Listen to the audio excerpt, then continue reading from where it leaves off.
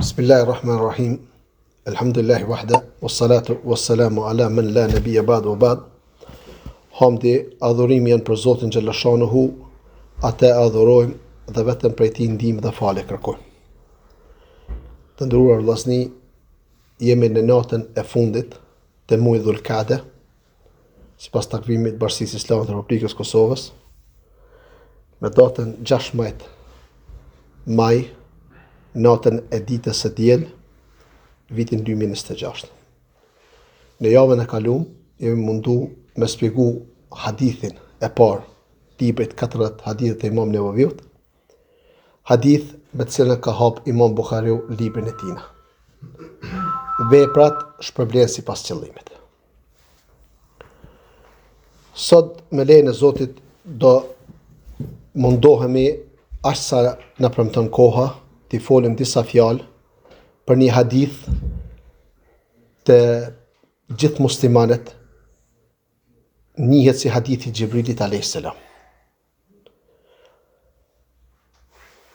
Muhamedi sallallahu alaihi wasallam ka qenë në Medinë ulur me shokët e vet. Këtë hadith e transmeton Omer radiallahu anhu, dhe thot një ditë kur ishim ulur tek i dërguari i Allahut, pa pritur u shfaq një njeri me rroba shumë të bardha dhe flokë shumë të zinë. Në pamjen e tij nuk dëshin shenja udhëtari dhe askush nga ne nuk e njihet.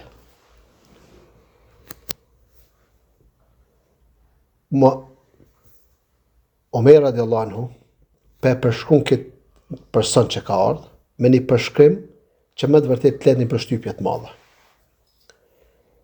Thot flokët e zeza, rrobat e bardha, po na nuk e njihshim.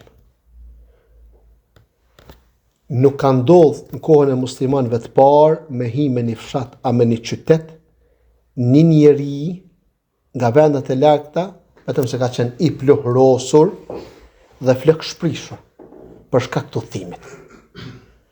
Tash ç'është ka mundësi ky njeri këtë formë të pastërtisë të lartë, na mos me njoftë. Na mos me njoftë. Se një prej dënimeve që feja islame ka propozu në Koran për ata që të bojnë krime mbi sipërfaqen e tokës është me i përzon prej vendit ku kanë bërë gjëno dhe me shku një vend tjetër. Kur e kanë dërgu një njeri prej një qyteti një qytet, ata që e kanë prit e kanë ditë se këto kanë largu për shkak krimeve që i ka bërë, edhe kanë eduku, e kanë bërë tërbije shtet populli. Dhe kjo largim ka ndodhur deri në kohën e Aliut radiallahu anhu, kur e ka pasë të këqit, kur po kalojnë në qytete tjera, po bashkohen me të këqi, po bëhet edhe më i keq. Aliu radiallahu anhu ka thonë largimi i njeriu nga vendi ku ka bërë krim është me vendosjen e tij në burg. Edhe i ka dërguar në burg që me i bëhet tërbije. Sot jetojnë njerëzit me një ndërtesë. As nuk i din kush janë, as nga janë, as çka janë, as çfarë nevoja kanë. Nuk po flasin për lagje, nuk po flasin për qytet. Omer radiallahu anhu përshkruan përshkrim të përpikt. Ittala alejna rajulun shadidu bayadi thiyab. Na shfaq një njeri, shadid i bjen do të thotë përshkrim, do të thotë që me të vërtet i ka pas rroba shumë bardha. Shadidu sawadi sha'r. Flok shumë të zeza. U ul pranë Muhamedit sallallahu alaihi wasallam. Afroi gjunjët e tij te gjunjët e Muhamedit sallallahu alaihi wasallam. Vendosi durt në fillim gjunjëve Muhamedit sallallahu alaihi wasallam. Edhe filloi me i bë disa pyetje. Po thirr o Muhammed, me trego çfarë është Islami. Muhamedi sallallahu alaihi wasallam po thotë, Islami është të dëshmosh se nuk ka të adhuruar tjetër me të drejtë përveç Allahut. Dhe se Muhamedi sallallahu alaihi wasallam është i dërguar i tij. Të falësh namazin, të japësh zakatin të agjerosh Ramazanin dhe të shkosh në Qabe nëse ki mundësi. Ky njeri që nuk penjohen, po thot Omer radiallahu anhu, pe thot pejgamberi sallallahu alaihi wasallam, sadakt, të vërtetën e the. Zakonisht, kur pyetsi pyet. Nuk e din përgjigjen. O çuditë me ta. Edhe po pyet, edhe pia vërteton përgjigjen.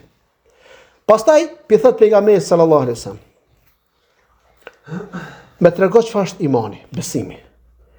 Muhamedi sallallahu alaihi wasallam pi thot, imani është të besosh Allahut, angjëjt e tij, librat që Allahu i zbriti, profetët e dërguar ditën e fundit dhe të besosh kaderin, qoftë i mirë për keq. Përsëri njeri huaj po thot Omer radiallahu anhu, po i thot Muhamedi sallallahu alaihi wasallam, të vërtetën e the. Pastaj po pyet, me trego çfarë është ihsani, mirësia.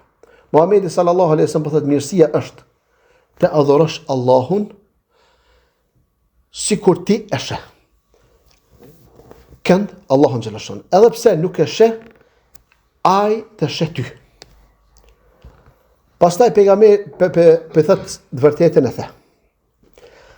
Atë po e pyet pejgamberi sallallahu alaihi wasallam, me trego kur do të ndodh dita e gjykimit. Pejgamberi sallallahu alaihi wasallam po i thot pyetësit, i pyeturi, nuk ka një hori më shumë nga aq që pyet. Edhe unë, edhe ti nuk dim për këtë. Atëherë po i thot pejgamberi sallallahu alaihi wasallam, me trego për shenjat që lajmërojnë afrimin e saj. Muhamedi sallallahu alaihi wasallam po thot, do të ndodh atëherë kur robresha të lind zotërinë e saj, dhe kur të shikosh barinjet e varfër, të zbathur e të lehtëskosur, të cilët ndërtojnë ndërtesa të larta. Omer radiallahu anhu vazhdoi të tregonte, me pas ky njeri u largua dhe pas një kohë të gjatë profeti më tha, a di kush ishte ai që pyeste Omer?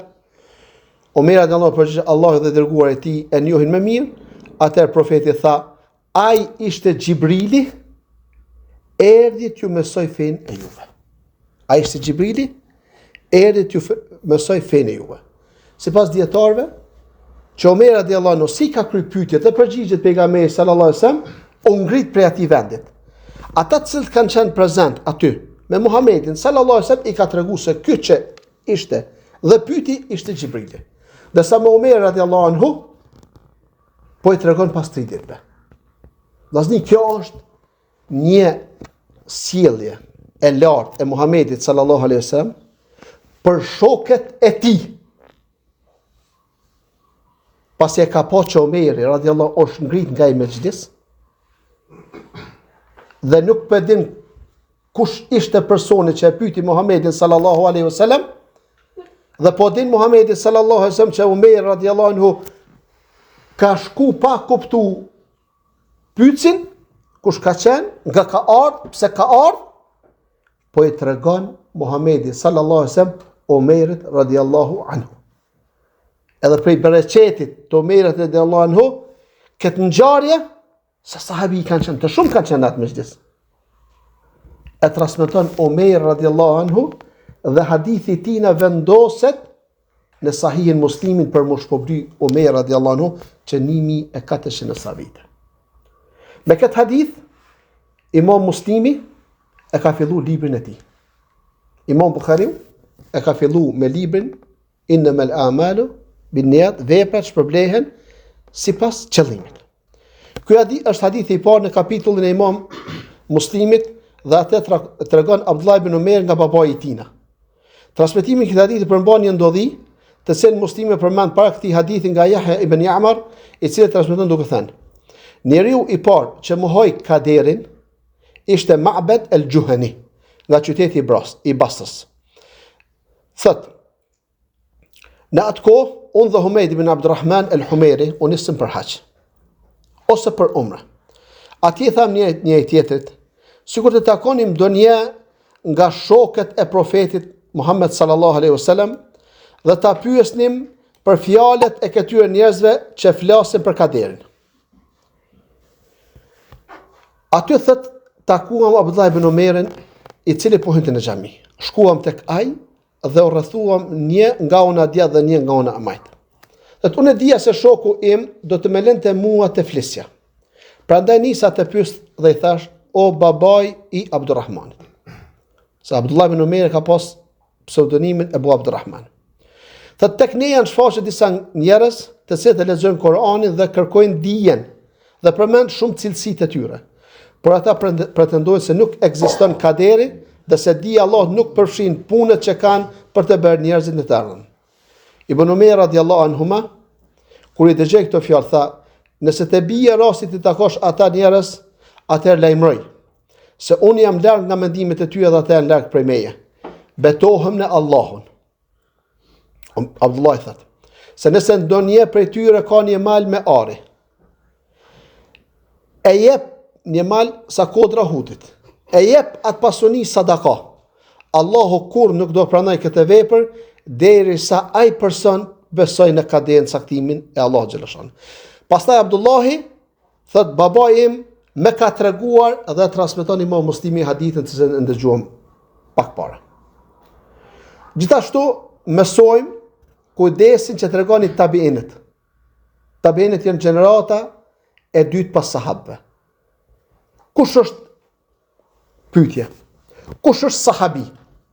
Dhe kush është tabiin? Për me kuptu ma letë vllazni, sahabi është ai person i cili është taku me Muhamedit sallallahu alaihi wasallam dhe në kohën kur është taku ka qenë musliman dhe ka vdek në islam.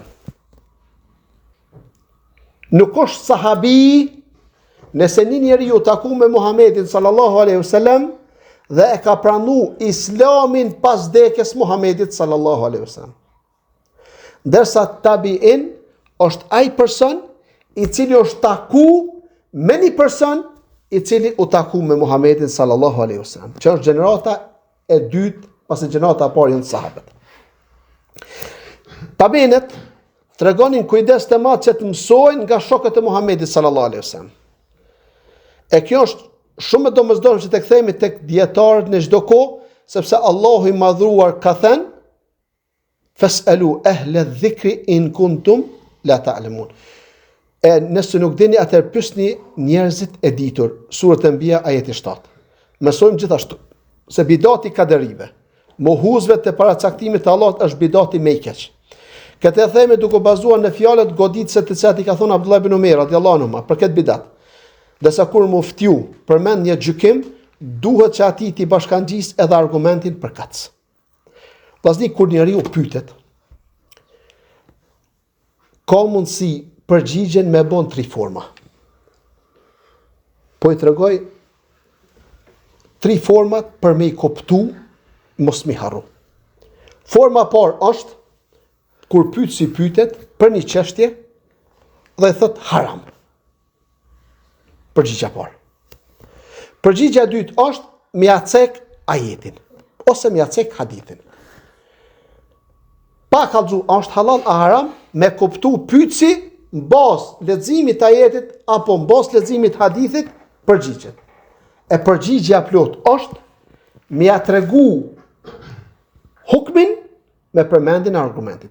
Çish e ka përmend Abdullah ibn Umeri kur u shpyt për kaderin, ka dhënë fetva që është mendim i gabum, ka dhënë fetva që ata kanë dalë nga feja islame dhe ka dhënë fetva duke cek hadithin që kanë dëgju baba i tij në bisedën kur ka qenë Gjibrili me Muhamedit sallallahu alaihi wasallam.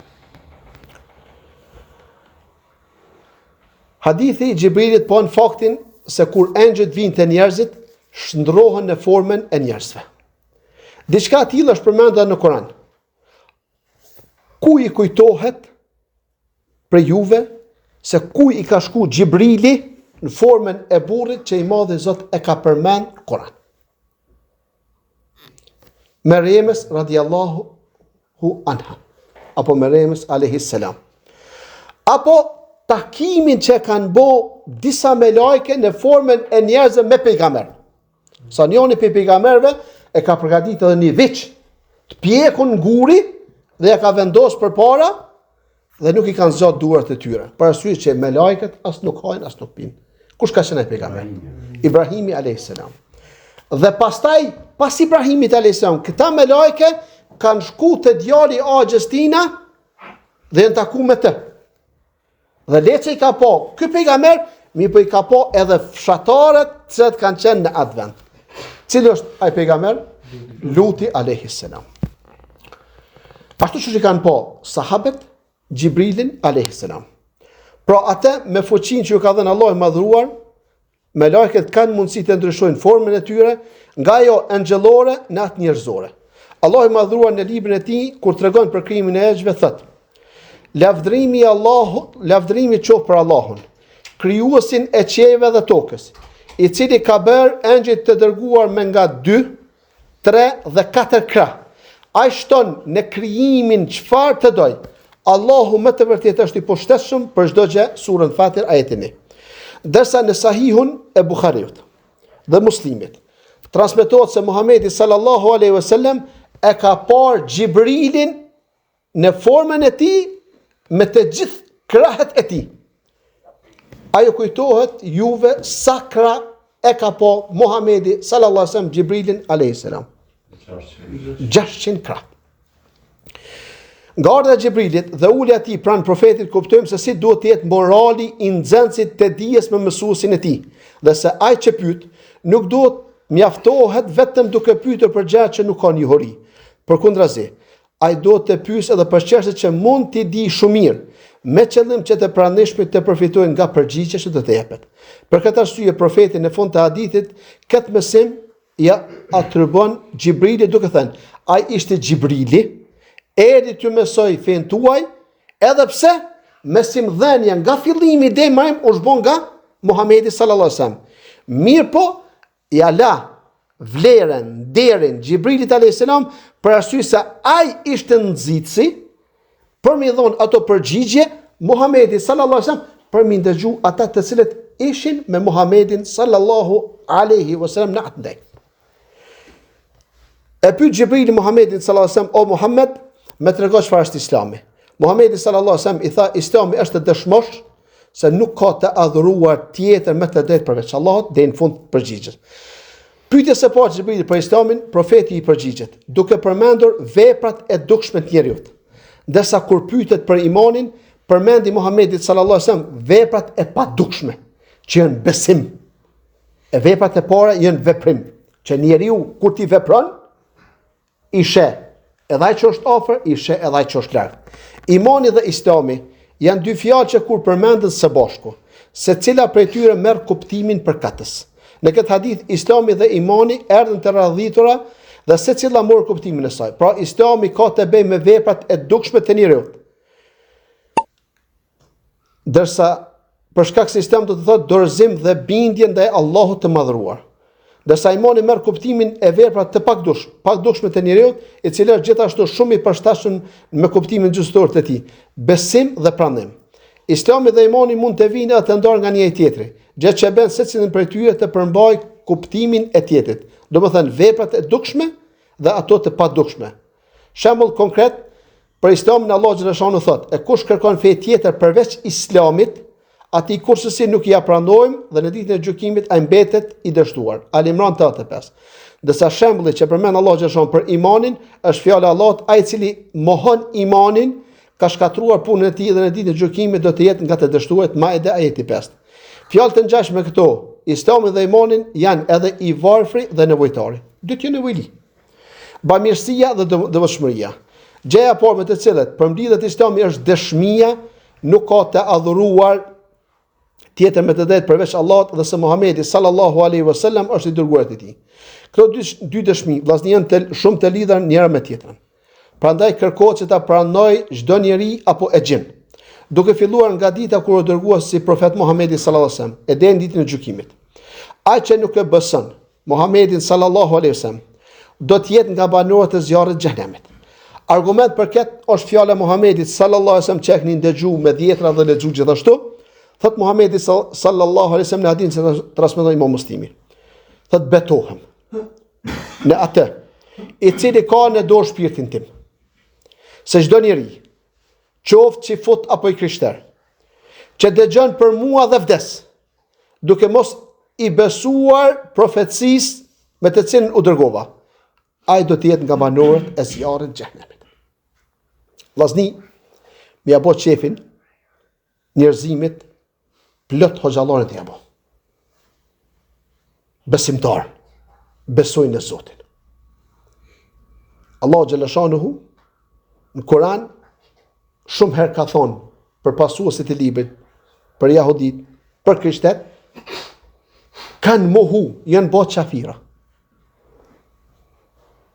Edhe ky hadith i jep përgjigje edhe hoxhve, edhe xhamateve tyre, edhe atyre që ai i cili nuk e beson Muhamedit sallallahu alaihi wasallam do të jetë prej banorëve të zjarrit xhenemit.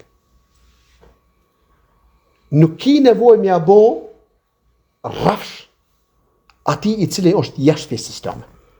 Për arsye që ti mund të jep kurajo atina që do të shpëtosh në botën tjetër, dërsa vallahi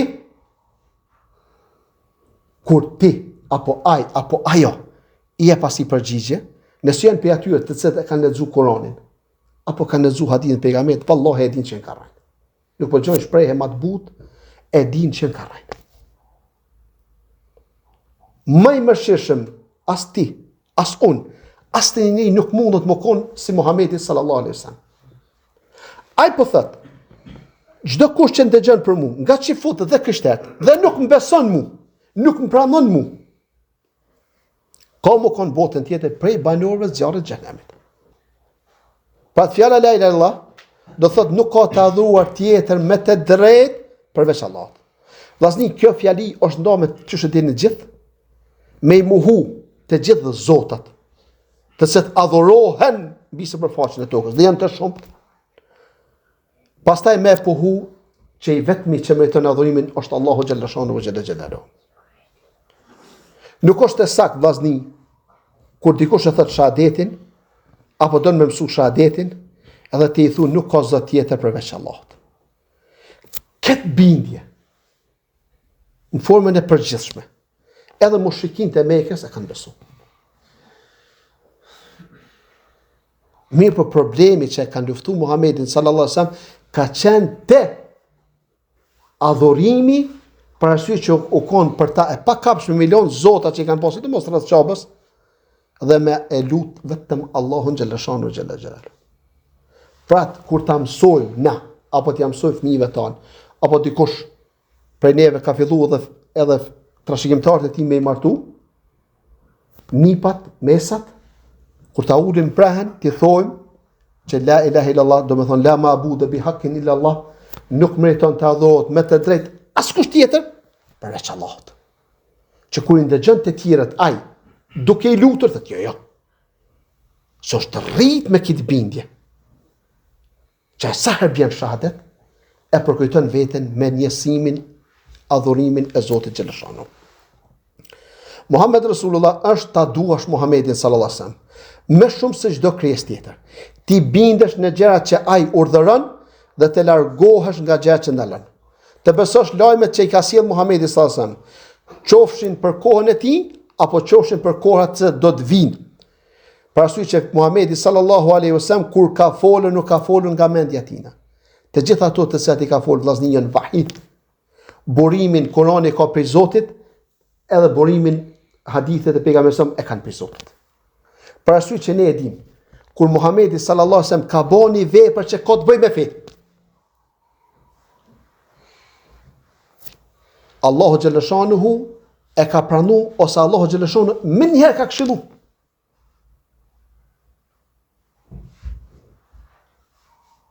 Vahi është Kur'an, vahi është sunet. Ne këtë smundje që u paraqit kohëve të fundit nuk e kemi pas të popullit në çip folës. Që kanë filluar edhe në Kosovë për shkak fuqisë të mediave dhe thërsve të mëdhaj për lanin e Kuranit ku lutim Zotin xhaleshanuhu në lexhatet që do të vijnë, do të flasim edhe për atë që i lejohet muslimanit me besu, me adhuru Zotin vetëm me Kur'an duke lënë hadithin e pejgamberit sallallahu alaihi wasallam anash dhe duke mos pranuar. Ai i cili e lën hadithin e pejgamberit sallallahu alaihi wasallam, ai nuk beson as Kur'an. Dhe nëse e din çka u ka bën, është pabesimtar. Nëse e din çka u ka bën, është pabesimtar. Ka dalë pi fesë.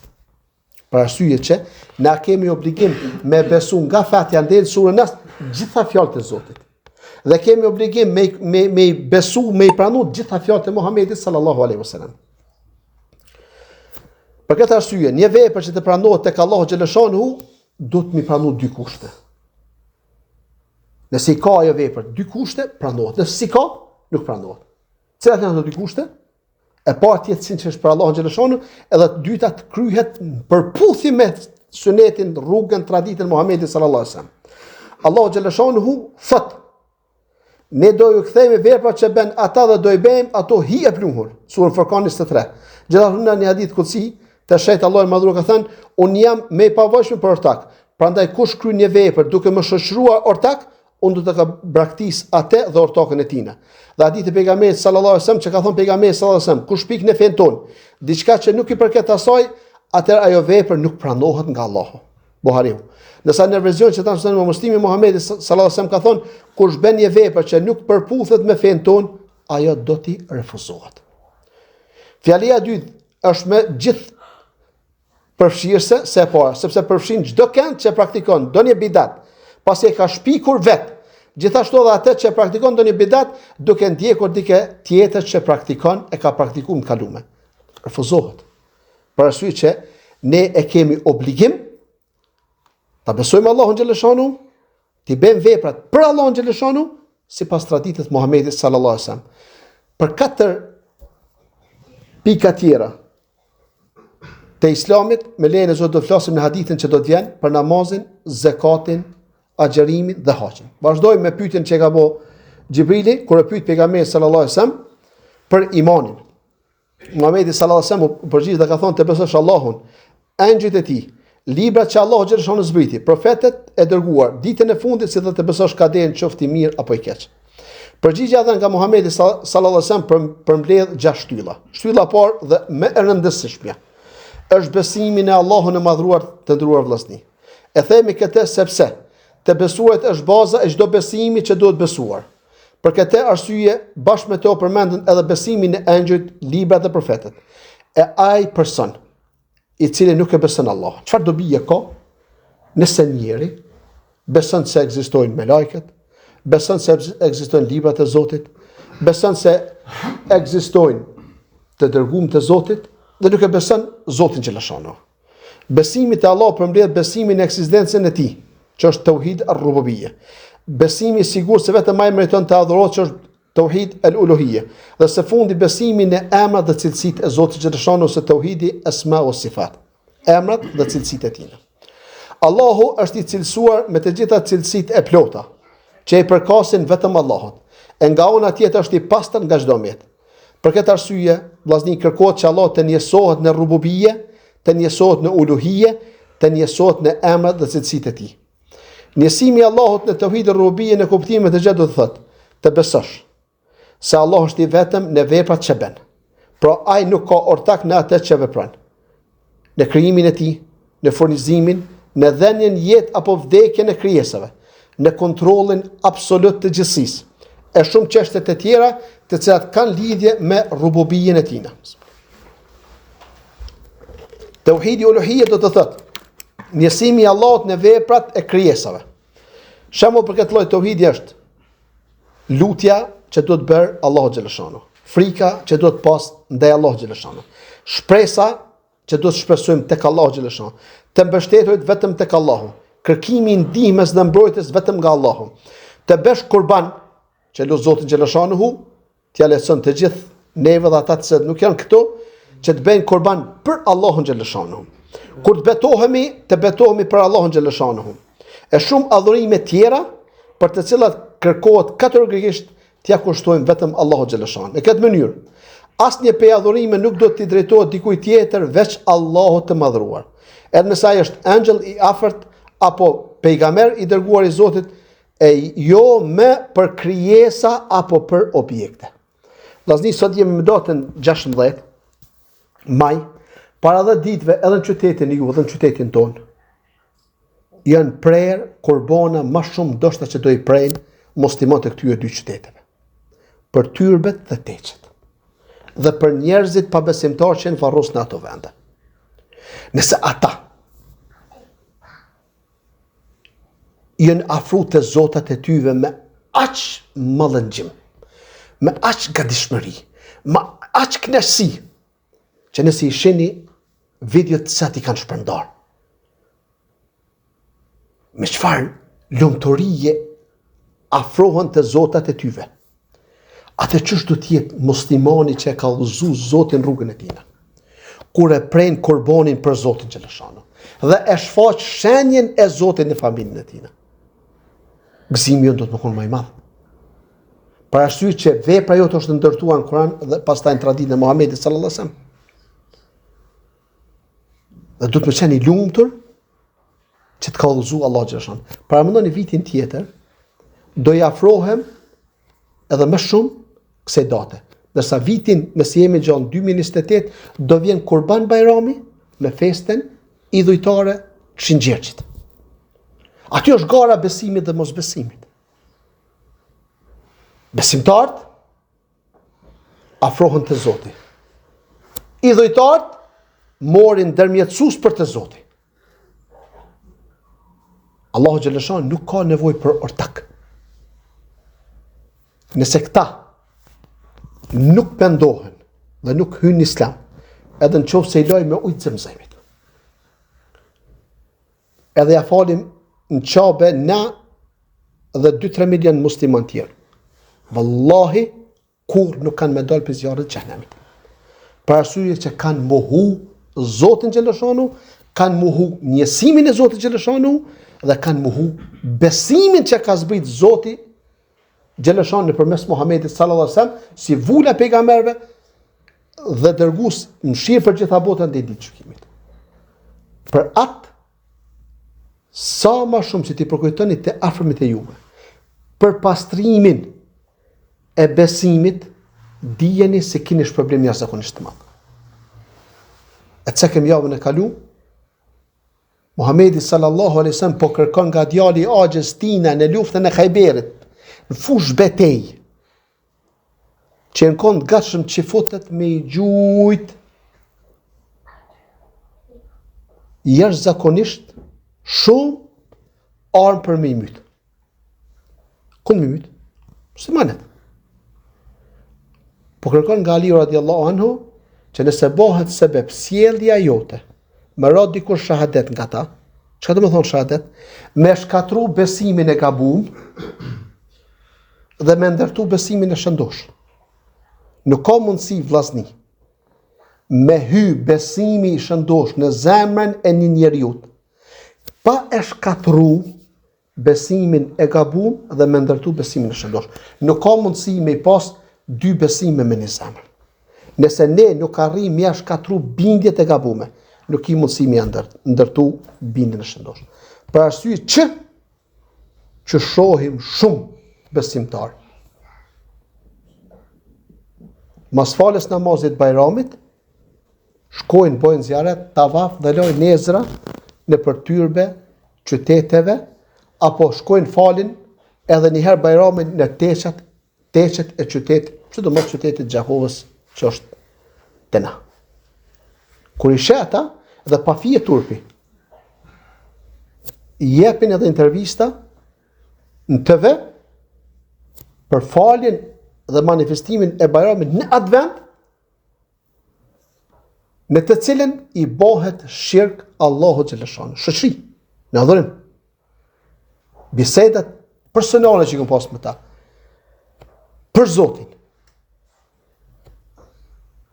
Më kanë thonë që ne e konsiderojmë të vdekurin Zot. Kush ta jep furnizimin? Është Allahu xhaleshano. E mirë. Njerëzit ta sjellin para në këtë vend, të ky unë i marr, atër kjo është Zoti im. Dikush mund të më thonë, jo brej ka jetë tradit. Jo, nuk kanë tradit. Kanë bindje, besim. E pra, punimi me akide, punimi me spjegimin e tauhid uluhije, është i domosdoshëm. Vllazni, tauhidi rububije, krijim, furnizim, këtë me kaset e kanë besu. Nuk u kanë lufta Muhamedit sallallahu alaihi wasallam, që thot Allah, nëse i pyet kush e ka kryer tokën dhe qet, thonë Allahu. Mi po lufta që ka qenë mes Muhamedit sallallahu alaihi wasallam edhe familjarëve të tina, bashkëmoshatarëve të tina, bashkëjetuesve të tina Mekë, ka qenë te tauhidi uluhiyet, te njësimi i Zotit xhallashanuhu. Tauhidi asma wa sifat do thotë të pohosh çdo gjë që Allah ka pohuar për veten e tina, apo atë që profeti ka pohuar për emrat dhe cilësitë e tij, në mënyrë që përshtatet dhe i përket përsosmërisë dhe madhështisë së tij, pa i përngjasuar ato me të krijesave dhe pa i shtrembruar, interpretuar apo mohuar. Duhet të kemi parasysh që Allahun ta veçojmë nga të gjitha gjërat që nuk kanë të bëjnë me të. Ashtu siç Allahu xhaleshani i madhruar ka thënë në librin e tij, "Laysa kimithlihi shay'un wa huwa as-sami' al-basir." Asnjë sen nuk i ngjan atij, ndërsa Allahu xhaleshanuhu është dëgjuesi, shikuesi. Në këtë ajet ai bashkoi mes pohimit dhe përsosmërisë. Pohimi vëret në fjalën e Allahut që thotë ai është dëgjuesi dhe shikuesi, ndërsa përsosmëria vëret në fjalën e tij kur thotë asnjë sen nuk i ngjan Allahu xhaleshanu. Pra Allahu i madhruar ka dëgjim dhe shiqim dhe nuk ngjason me atë të krijesave, e njëjta gjë është për të gjithë emrat dhe cilësitë e pohuara për Allahun xhaleshanu. Që Allahu xhaleshanu ka emërtu veten e tij në Kur'an apo ka emërtu Muhamedi sallallahu alaihi wasallam në hadithet e sakta të tij. Besimi tek engjëjt do të thotë të besosh se janë krijesa të Allahut të krijuara prej dritës. Ashtu si transmeton Sahih në Muslimin se i dërguari i Allahut ka thënë, engjëjt janë krijuar nga drita, gjindet nga zjarri, ndërsa Ademi është krijuar nga ajo që është cilësuar juve nga balta. Hadithi transmeton Imam Muslimi. Engjëjt janë të pajisur me krah, ashtu siç është përmendur në ajetet e para të surës Fatir, ndërkohë që Xhibrili posedon 600 krah, sikur është saktësuar në hadithin e pejgamberit sallallahu alajhi wasallam. Engjëjt janë krijesa të panumërta. Numri e tyre nuk e di askush përveç Allahut të madhruar. Ajo që pohon është se Beitul Mamur, shtëpinë e shenjtë në qiell, që ndodhet në qiellin e 7, e vizitojnë çdo ditë nga 70.000 me lajke, të cilëve nuk ju bie me radha ta vizitojnë herë tjetër për shkak të numrit të madh të tyre. Hadithi transmeton Imam Buhari dhe Muslimi. Muslimi në Sahihin e tij transmeton nga Abdullah ibn Mas'ud radhiyallahu anhu se Muhamedi sallallahu alaihi wasallam ka thënë: ditën e gjykimit, xhehenemi do të sillet me 70.000 zinxhir. Dhe në krye të çdo zinxhiri do të ketë 70.000 me lajke që do ta tërheqin zjarrin e xhehenemit. Atë 70.000 herë 70.000 sa me lajke janë duke tërhequr me e sjell xhehenemin ditën e gjykimit. Vetëm rreth zjarrit xhehenemit që janë ka tërheqjen 4 miliard e 900 milion me lajke. Engjëjt bëjnë punë të ndryshme, disa janë të shqetësuar me çështjet e shpalljes, disa me çështjen e shiut, disa me ecurinë e foshës në mitën e nenës, dhe disa të tjerë me marrjen e shpirtrave, me xhenetin dhe zjarrin. Engjëjt janë të përulur dhe të nënshtruar ndaj urdhave të Allahut. Ata veprojnë sipas asaj që janë urdhëruar. Në librin e Allahut dhe në sunetin e Muhamedit sallallahu alaihi wasallam janë përmendur disa emra të melajkeve dhe punët e tyre. Xhibrili alayhis salam ka qenë përgjegjës për shpalljen. Mikaili alayhis salam është përgjegjës për shiun. Israfili është përgjegjës me fryrjen e surit.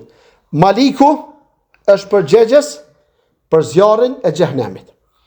Munkeri dhe Nekiri janë dy melajket që do të takohemi me ta drejt për drejt. Ku do të takohemi me ta? Momentin që na vendosin varr. Dhe melajket tjera. Është detyrë të besojmë në ekzistencën e melajkeve. Si atyre që përmenden emrat, ashtu edhe atyre që nuk i përmenden. Gjithashtu është detyrë të besojmë çdo gjë që ka zbritur për ta në ajetet kuranore dhe hadithet e Muhamedit sallallahu alajhi wasallam. Të besosh në librin e Allahut do thotë të pranosh dhe të besosh çdo libër të zbritur te profetët nga Allahu i madhruar. Madje duhet të jemi të bindur se janë të vërtetë. Janë fjalë të Allahut dhe nuk janë të trilluara. Librat e Allahut përmbajnë gjithçka që është e nevojshme për të sjellë lumturi njerëzve, ku kanë zbritur ato libra. Ata që kapën fort pas tyre janë të sigurt dhe fitimtar, ndërsa ata që nuk i zbatojnë kanë humbur dhe janë shkatruar. Disa nga këta libra janë përmendur, disa të tjerë jo. Librat që janë përmendur në Kur'an janë 4. Kur'ani, Tevrati, Injili, Zeburi, dhe janë përmendur edhe fletushkat e Ibrahimit dhe fletushkat e Musat. Allah xhaleshanu thot: Vallë, a nuk ka dëgjuar ai për atë që thuhet në shkrimet e Musait dhe të Ibrahimit. Dhe thot Allah xhaleshani vërtet kjo këshill gjendej edhe në broshurat e para, në broshurat e Ibrahimit dhe të Musait. Po ashtu edhe Zeburi është përmendur në 2 vende në surën Nisa ajeti 163 ku Allah thot ndërsa Davudit i patëm dhënë Zeburin. Dhe Isra në ajetin 55 ku Allah i madhura thot prandaj Davudit i dham Zeburin. Tevrati dhe Injili janë përmendur shumë herë në Kur'an. Për gjërat që dallojnë Kur'anin nga librat e tjerë është se Kur'ani është mrekullia e përhershme. Allah ka marrë përsipër ruajtjen e tij. Ai është i pastër nga çdo lloj shtrembërimi dhe se ka zbritur pjesë-pjesë. Të besosh te profetët do thotë, të pranosh dhe të jesh i bindur se Allahu i madhuar i ka zgjedhur disa njerëz profet, të cilët i udhëzojnë njerëzit në rrugën e drejtë dhe i nxjerrin ata nga errësirat në dritë. Allahu i madhuar në librin e tij thotë, Allahu zgjedh të dërguar nga melajket dhe nga njerëzit. Në mesin e gjendeve nuk ka pas profet, por ka pas vetëm këshillues. Allah xhaleshani për tregimin e tyre në surën Ahqaf thot në ajetin 29, 30, 31, 32. Përkujto kur disa gjend i drejtuam te ti për të dëgjuar Kur'anin dhe kur u afruan dhe i dëgjuan atë, e xhenet i thanë një tjetrit heshni. Kur mbaroi u kthyen te populli i tyre dhe e këshilluan duke i thënë: O popull ynë, ne dëgjuam një libër të shpallur, të zbritur pas atij të Musait, i cili e vërteton atë, udhëzon për në të vërtetën dhe për në rrugën e drejtë. O popull ynë, përgjigjuni thirrësit të Allah dhe besojni atij, sepse Allah i fal mëkatet tuaja dhe ju shpëton nga dënimi i rënd. Ai që nuk i përgjigjet Allahut, që thërret për në rrugën ai që nuk i përgjigjet atij, që thërret për në rrugën e Allahut, ai nuk është i pamposhtur në tokë. Të tillët janë në humbje të qartë. Në këtë ajet e xhenet nuk përmenden ndonjë profet që të jetë dërguar prej tyre, as ndonjë libër. Përkundrazi, ata përmenden 2 libra të zbritur tek Musai dhe Muhamedi sallallahu alaihi wasallam. Ata nuk e përmenden Injilin, i cili ka zbritur pas Musait, për shkak se shumë dispozita që përmenden në Injil janë të përmenden në Teurat. Ibn Kathiri rahimullah ka thënë, duke komentuar këtë ajete, ata nuk e përmenden Isain sepse libri i shpallur tek ai përmban vetëm këshilla, morale dhe shumë pak ligje. Injili në të vërtetë është plotësimi i Teuratit, pra baza është Teurati. Për këtë arsye e gjenë thënë, ne dëgjuam një libër të shpallës pas Musait alayhis salam. Profetët e Allahut janë të urdhëruar për kuptimin dhe sqarimin e shpallëve që janë zbritur. Për këtë Allahu i madhuar në librin e tij thotë, ne i dërguam të dërguarit tan me dokumente të qarta dhe me ta zbritëm librin dhe drejtësinë. Libri përmendet është emri i përgjithshëm dhe përfshin të gjithë librat. Profetët ishin ata që urdhëruan të komentojnë legjislacionin e profetit para tyre. Siç thot Allahu i madhuar, ne kemi dërguar Tevratin, në të cilin janë udhëzimet dhe drita. Sipas tij, profetët që kishin dorëzuar veten Allahut i gjykonin hebrejt, por edhe të ditët dhe rabinët kështu vepronin sepse atyre ju që besuar mbrojtja e librit surët Maide, ajeti 44. Ata e kryen më së miri detyrën që saktoi Allahu i madhuar, sepse kumtuan formën më të mirë dhe më të plotë atë që u shpalli Allah. Argument për këtë është fjala e Allahut, a mos kanë obligim tjetër të dërguarit përveç se t'i njoftojnë njerëzit qartë. Imam Zuhriu ka thënë, Allahu i madhuar zbet shpallën e tij dhe i dërguari është detyruar ta kumtojë atë, ndërsa për ne nuk mbetet gjë tjetër vetëm se ta pranojmë. Këtë fjalë Bari përmend në sahabin e tij bashkë me Fethul Barin. Në krahun e tauhidit dhe pikërisht në komentet e ajetit, o ti i dërguar kumtoja atë që tu zbret nga Zoti yt, e nëse nuk u bën, atë nuk e ke kumtuar shpallën e tij. Të dëruar besimtar, disa profet janë përmendur me emrat në Kur'an, ndërsa disa të tjerë jo. Allahu i madhuar thotë, dhe dërguam të dërguar me parë që të rrëfyen për ta, dhe të tjerë për të se nuk të rrëfyen. Profetët që janë përmendur në Kur'an janë 25. 18 prej tyre i ka përmend Allahu xhaleshani në surën An'am dhe disa të tjerë i ka përmend pejgamberi, i ka përmend Allahu xhaleshani në vende të tjera në Kur'an. Shtyllë tjetër e besimit është besimi në ditën e gjykimit, do të thotë besimi dhe miratimi çdo lajmi që është transmetuar në Kur'an apo Sunet për gjëra që do ndodhin pas vdekjes. Elusim Allahun xhaleshanu xhelaluhu që në gjatën që do të vjen vazhdojmë nga ky vend. Zoti është problem të gjithëve. Elusim Allahun xhaleshanu xhelaluhu që kur të ringjallën ditën e gjykimit, të ringjallëm me faqebart dhe ta morrim librin ton në dorën e djathtë dhe shkojmë ta përgëzojmë njëri tjetrin dhe thojmë ky është libri jon. kemi pas frikë se do të çortohemi dhe do të ndeshkohemi. Allahu na bëft mundë me jetu besimtar dhe me vdek besimtar. Aqulu qawli hadha astaghfirullah li wa lakum fastaghfiru innahu huwal ghafurur rahim.